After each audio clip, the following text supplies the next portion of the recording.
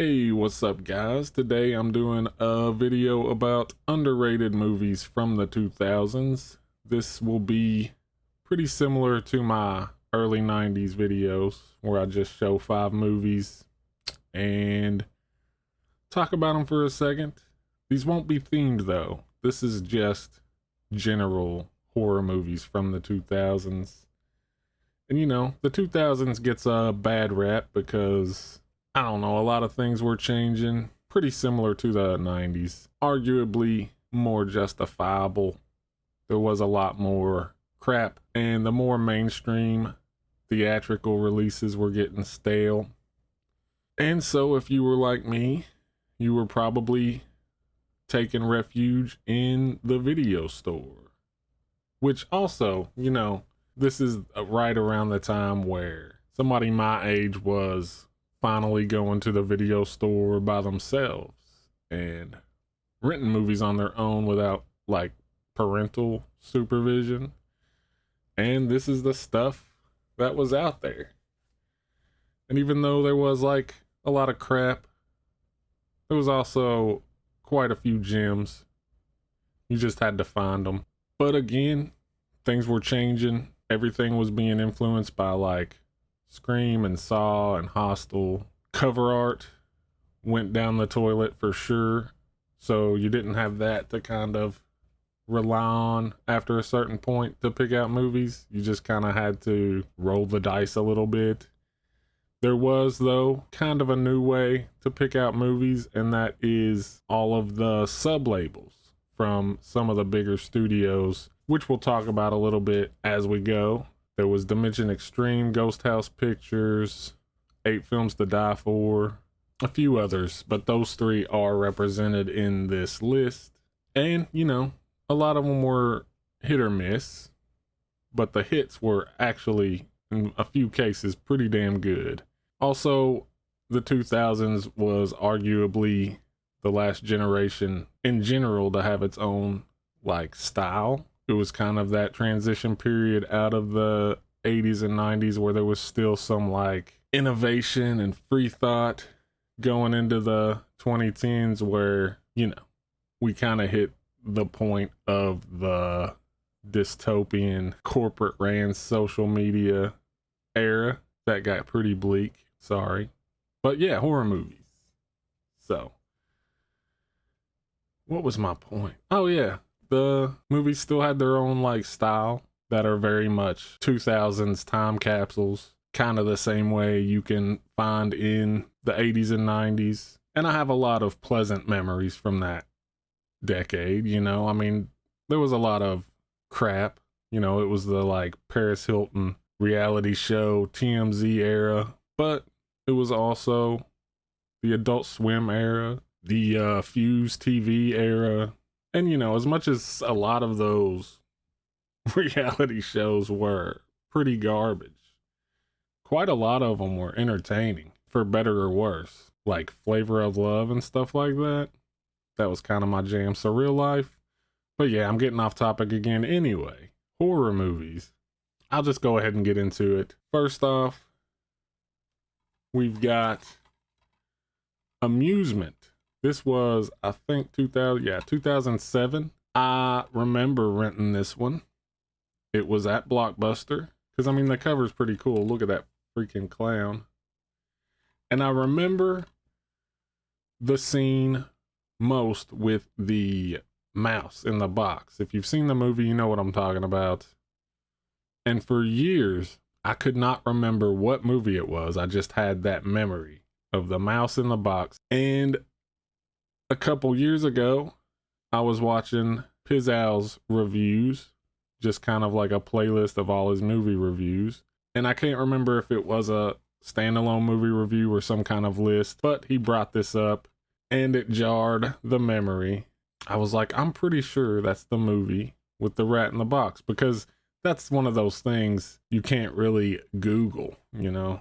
But yeah, because of his video, I found this movie once again. And it's not a perfect movie. I mean, none of these movies are like masterpieces by any means, but it is a very fun movie.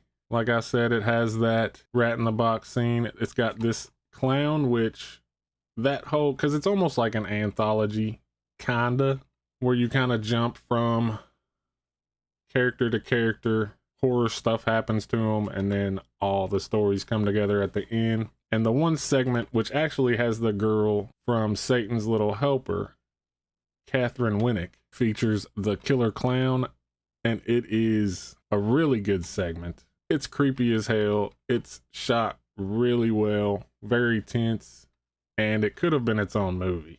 If it had been a feature-length movie just about that clown, I would have watched that. But yeah, Amusement, really solid one.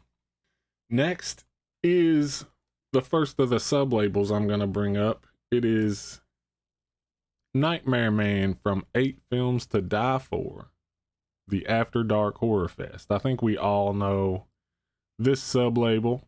These movies were all over Blockbuster, all over Hollywood Video, all over Walmart. Some were good, some were bad, but they were fun to grab. I mean, honestly, this kind of became the replacement for cool cover art. You didn't have that to lean on because a lot of things became Photoshop like this. And so you started leaning on, oh, this is an 8 Films to Die For movie. I'll check it out. This one is from Rolf Konevsky, who also made The Hazing, which is another one that'll probably end up on another list if I ever do these kind of videos again. That one's very good. This one's not as good. This one starts off actually really bad. It's slow. It takes a minute to get there. But once you get there, about halfway through the movie, and Tiffany Shepis actually shows up, and she's running around in her underwear for half the movie, and the twist at the end kind of nails the landing so hard. This one just got a Blu-ray. I can't remember who put it out, but yeah. This is actually, I think, aside from Amusement, maybe the only one with a Blu-ray. But also, you can just go get the old 8 Films to Die For DVD. I kind of like the DVD because of the nostalgia of the packaging. But yeah, it's about a girl who is haunted by the Nightmare Man, who is kind of like a entity that's attached to a mask. And she runs to a house full of crazy kids having a cool party, and, you know, horror movie stuff happens. Really good time. Highly recommend it.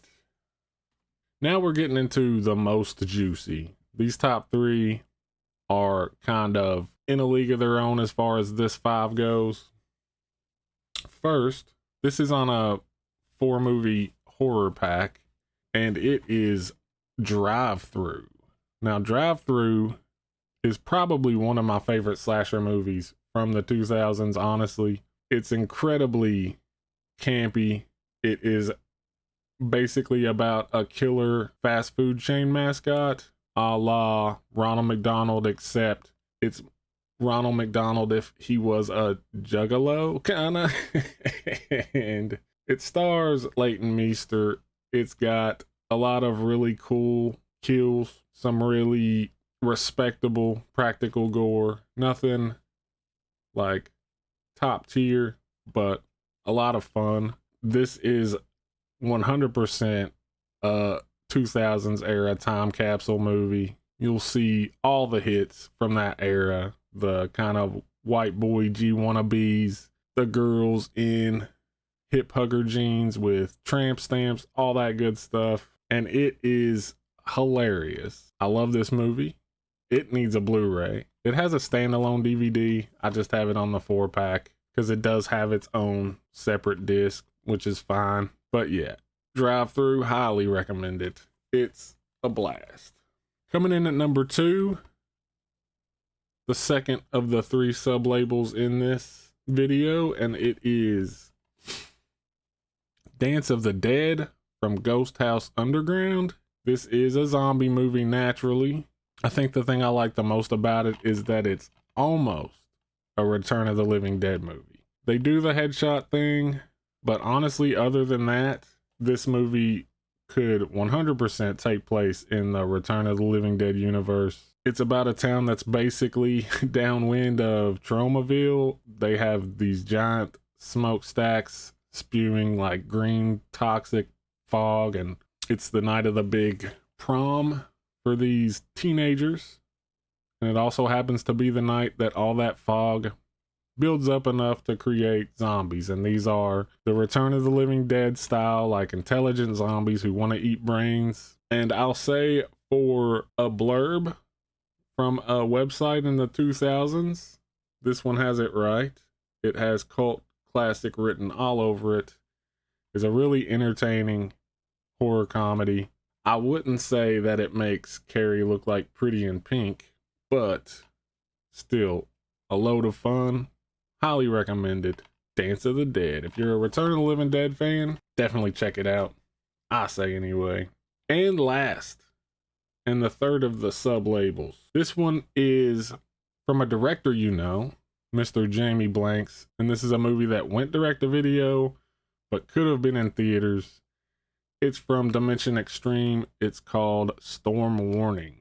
This movie is about a group of like rich yuppie types who take a boat ride in the middle of nowhere in Australia and wind up stranded on an island with a backwoods redneck family who are naturally killers. And you know, to me, this is proof of Jamie Blanks being a great director who should have gotten more opportunities. This movie is a blast from start to finish.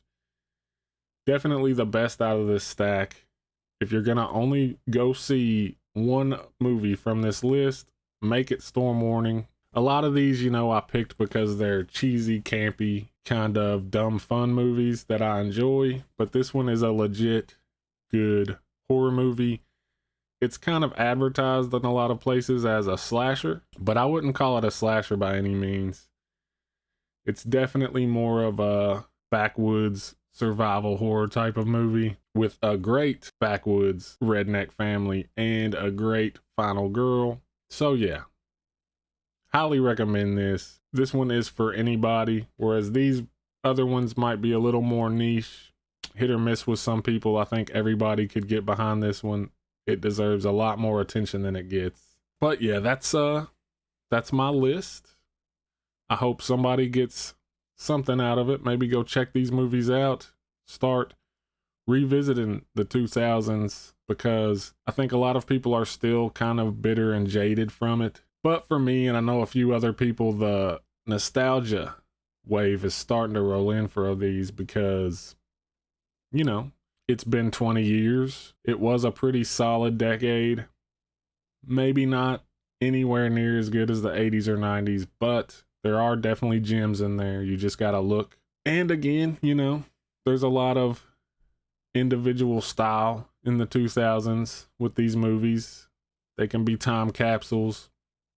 You'll see a lot of Dark Castle influence stuff, a lot of Scream influence stuff, Saw and Hostel influence stuff. And if you were there during the time watching all those movies, at this point, they can be fun to revisit. I've been doing it lately, having a blast. So yeah, that's it. Hope you enjoyed it. Thanks for watching, and until next time.